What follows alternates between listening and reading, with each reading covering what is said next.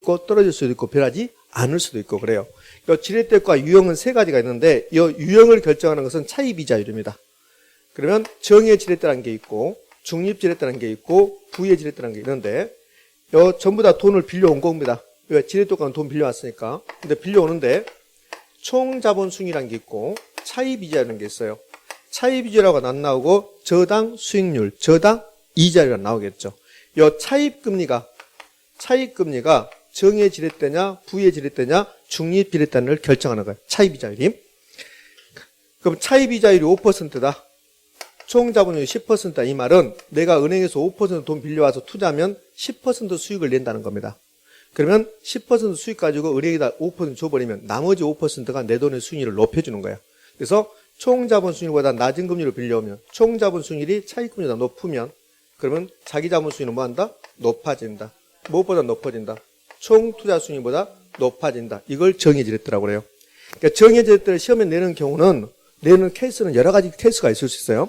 정의 지렛대가 어느 경우냐? 차입이자율이 낮을 때, 총 투자 수익률이 높을 때, 자기 자본 수익률이 올라갈 때 정의 지렛대. 또 이렇게 물어볼 수 있습니다.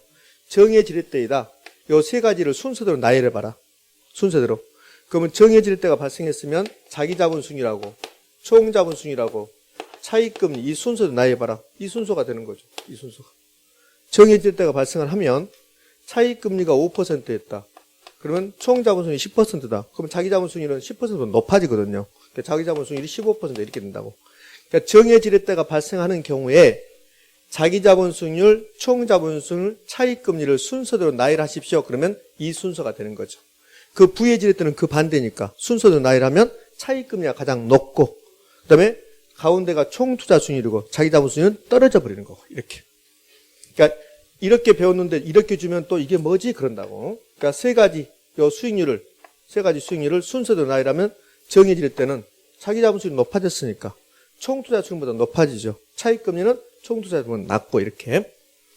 자, 중립 지렛대는 어느 경우에 총 자본 수익률과 차입금리가 똑같다면 은행에서 돈 빌려온다 하더라도 자기 자본 수익률 변동이 있다 없다? 없다. 그래서 총 자본 수익률하고 자기 자본 똑같은 경우.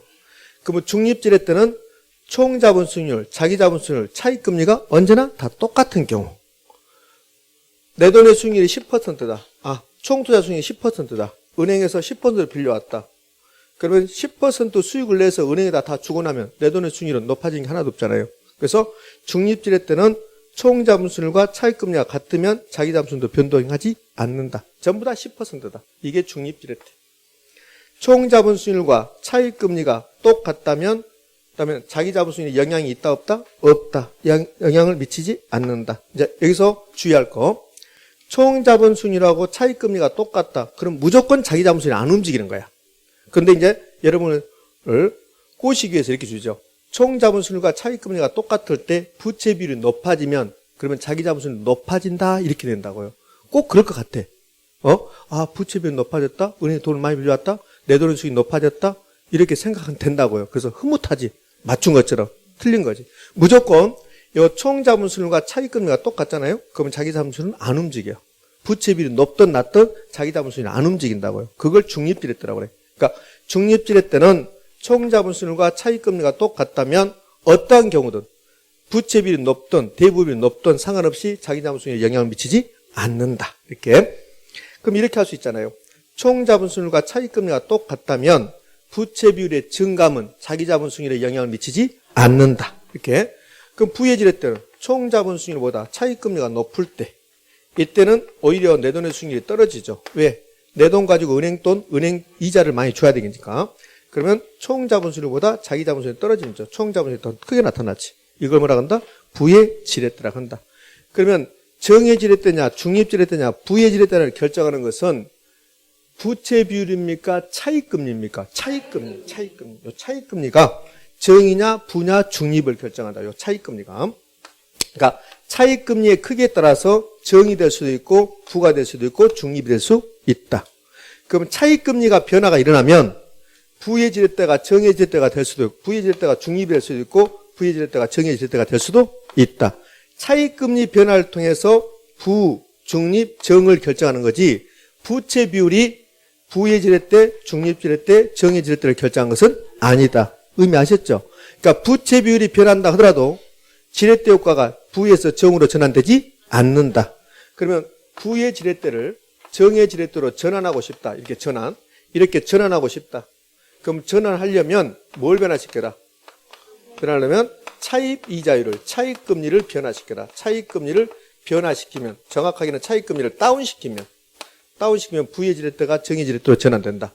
부채 비율을 변화시키면, 부채 비율을 다운시키면 그러면 전환된다. 그럼 OX, X. 부의 지렛대를 정의 지렛대로 전환시키고 싶다. 그러면 차입 금리를 다운시켜야 되지 부채 비율을 다운시키는 것은 아니라는 거. 되고 있습니까? 예. 자, 여기까지고 유형. 자, 세 번째는 지렛대가 나오면 타인자본 이용했네요. 그럼 타인자본 이용하면 좋은 점과 나쁜 점이 동시에 발생한다고 했잖아요. 좋은 점은 지렛대 효과가 기대된다. 지렛대 효과가 기대된다는 말은 자기 자본 수익률이 높아질 수 있다.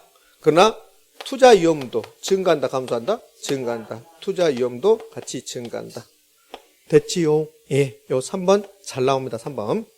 자, 그 다음에 네 번째. 지렛대가 나오면 이제 네 번째가 뭐 나옵니까? 자기 자본 수익률. 자기 자본 수익률을 계산해 보십시오. 계산. 자기 자본 수익률 계산 두 가지로.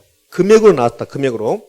총 투자액이 얼마다. 순용업소득이 얼마다. 금액으로 나왔다. 금액으로 나오면 자기 자본 수익률 공식은 자기 자본분의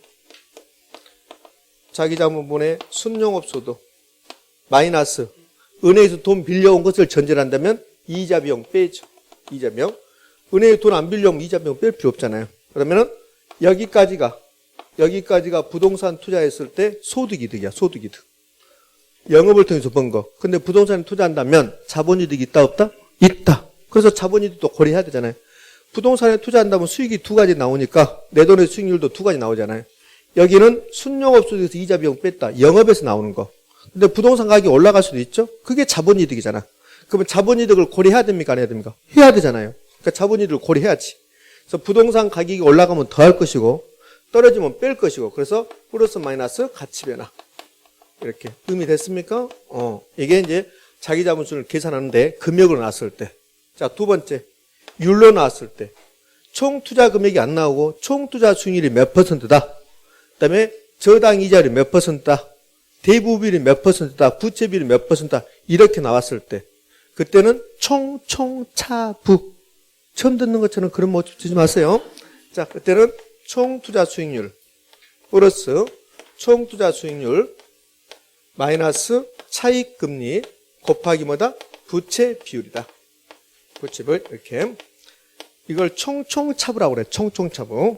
그러니까 총 투자 수익률. 저는 총 투자 수익률이라 하지만 총 자본 수익률 해도 상관없고 종합 수익률 해도 상관없고 시험 문제에서는 그냥 투자 수익률 이렇게 나와요. 투자 수익률. 수익률은 총 투자 수익률도 있고 자기 자본 수익률도 있죠. 그냥 아무 말 없이 수익률 그러면 총 투자 수익률이야. 이런 거 있잖아요. 공시지가는 몇 가지가 있어요? 두 가지. 공시지가 두 가지. 표준지 공시지가, 개별 공시지가. 근데 그냥 우리 공시지가 그러죠. 그럼 그건 무슨 공시지가입니까? 표준지 공시지가라고. 그냥 우리가 수익률 그러면 총 투자 수익률이야. 그럼 자기 자본 수익률은 그냥 앞에다 자기란 말을 붙인다고. 그러니까 시험 문제에서 투자 수익률 이렇게 나온다고. 투자 수익률. 그럼 투자 수익률 그러면 자기 자본 수익률입니까? 총 투자 수익률입니까? 총 투자 수익률이야. 그러니까 시험 문제에서 혹시라도 여기 총차부를 이용해서 자기 자본 수익률 계산 문제가 나오는데 우리가 배운 것처럼 총 자본 수익률이 몇 %다. 차익 금리가 몇 %다. 이렇게 나오면 좋겠죠. 근데 그렇게 안 나오고 그냥 총 투자 수익률이라면 안 주고 그냥 투자 수익률 이렇게 준다고. 그럼 그 투자 수익률이 자기 자본 수익률입니까? 총 투자 수익률입니까? 총 투자 수익률이란 소리야. 시험 문제 나왔는데 이거 총차부인 것 같다. 근데 아무리 봐도 총 투자 수익률이 없다. 그럼 손 들고 여기는 총 투자 수익률이 없는 것 같아요. 그럼 감독관 안다 모른다? 모른다. 감독관은 아무것도 몰라.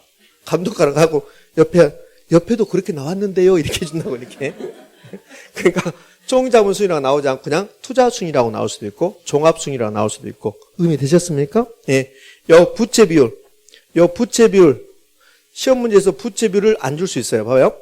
시험 문제에서 총 자본 수익률을 반드시 줍니다. 요 2번 공식을 통해서 자기 자본 수익을 계산해라. 그러면 총 자본 수익률을 반드시 주고 차입 이자율도 반드시 줘요. 근데 부채 비율을 안 줄 수 있는 거지. 부채 비율을 줄 수도 있고 안 줄 수도 있는 거고. 27회 때 이게 나왔었는데 27회 때는 부채비율을 줬습니다. 근데 부채비율